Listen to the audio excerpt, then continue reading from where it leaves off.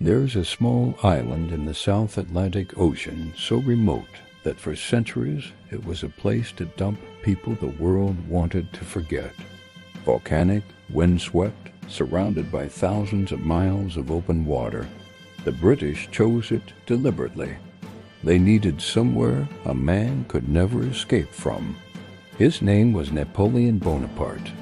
This is the story of how a nobody from a nobody island became the master of Europe, and how the very qualities that lifted him so high became the instruments of his destruction. He was not even French. Napoleon Bonaparte was born on August 10th, 1769, on the island of Corsica, a rugged Mediterranean island sold to France just 1 year before his birth. His family were minor Corsican nobility, not wealthy, not powerful, but able to send their children to mainland France for school. He arrived at the military academy at Brienne-le-Château at the age of 9.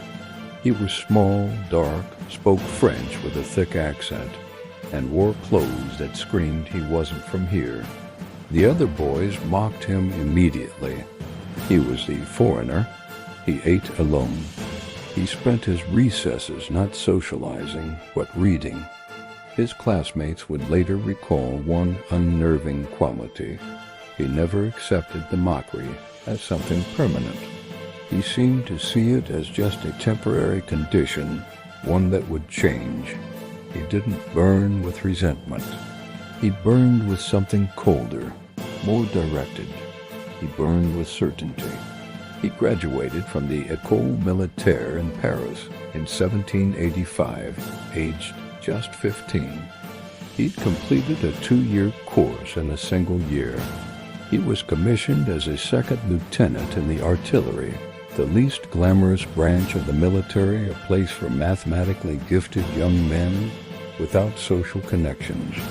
He was ranked 42nd out of 58 in his class.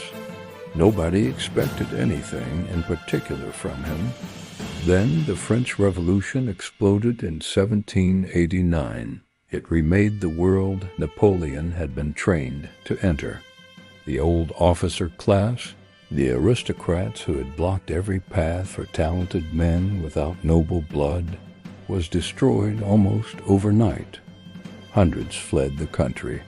The revolution created a vacuum of military leadership at the exact moment France needed it most, because the rest of Europe, terrified by the execution of a king and the radical ideas from Paris, had declared war. For Napoleon, the revolution was the opening of a door he had been pressing against his entire life. His first great moment came in 1793 at the Siege of Toulon. A key French port had been surrendered to the British by royalist rebels. The Republican army was stuck, poorly led, and confused. He immediately saw what the senior officers had missed.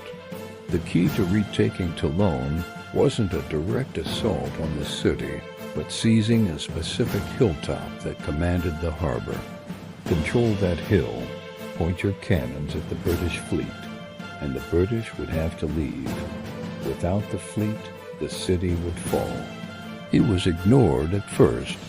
Then, when his superior officer was wounded, he simply took command. He seized the hilltop. The British fleet fled. Toulon fell. The siege that had dragged on for months ended in days. Napoleon was promoted to brigadier general at the age of 24. The pattern was set.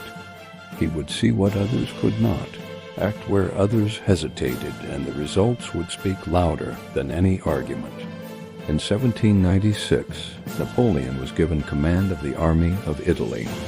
It was a half-starved, demoralized force of 30,000 men facing Austrian and Piedmontese armies on the other side of the Alps. His generals were older and openly skeptical. His army barely had shoes. What followed was one of the most extraordinary military campaigns in history. Before the first battle, he addressed his troops with words they would repeat for the rest of their lives. Soldiers, you are naked and hungry. The government owes you much and can give you nothing. Your patience, your courage do you honor but give you no glory. I will lead you into the most fertile plains in the world. Rich provinces, great cities will be in your power. There you will find honor, glory, and riches. Then he delivered exactly what he promised.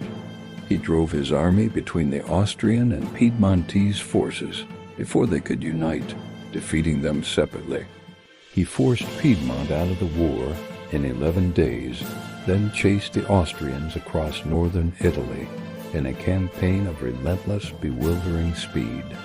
He fought battles at Lodi, Castiglione, Arcola, Rivoli, winning each one, often arriving on the battlefield before his own officers thought it was logistically possible. He understood something fundamental about warfare that his contemporaries did not. Speed was a weapon. An army that moves faster than the enemy expects strikes before the enemy has concentrated. Austria sued for peace. The Treaty of Campo Formio gave France huge territorial gains. Napoleon had taken a losing war and turned it into a triumph in less than a year. He was 27 years old. In Paris, they were writing songs about him. But Napoleon understood something else beyond military strategy. He understood image. In 1798, with the peace feeling temporary and the political situation in Paris making him restless, he proposed an audacious expedition to Egypt. He wasn't just bringing an army. He'd brought 150 scholars, scientists, artists, and engineers. He intended to study Egypt even as he conquered it. He won the famous Battle of the Pyramids, telling his troops in one of history's most theatrical lines, "Soldiers, 40 centuries looked down upon you, but it wasn't a clean victory." The British Admiral Horatio Nelson destroyed the French fleet at the Battle of the Nile, stranding Napoleon's entire army. A campaign into Syria failed. Plague began killing his men. He slipped away from Egypt in August 1799 and sailed back to France, leaving his army to its fate. But by the time he arrived, the news of his failures had not yet reached Paris. He was greeted as a hero, the conqueror of the East. A month later, in November 1799, he staged a coup. The government, a corrupt and incompetent body called the Directory, was overthrown. Napoleon was named first consul of France. He was 30 years old. The outsider from Corsica, the boy who was mocked at school, was now the ruler of France. His journey was just beginning. Thanks for watching. If you want to see how Napoleon became emperor and changed the face of the world, make sure you subscribe and hit that notification bell for the next part of our series. See you next time.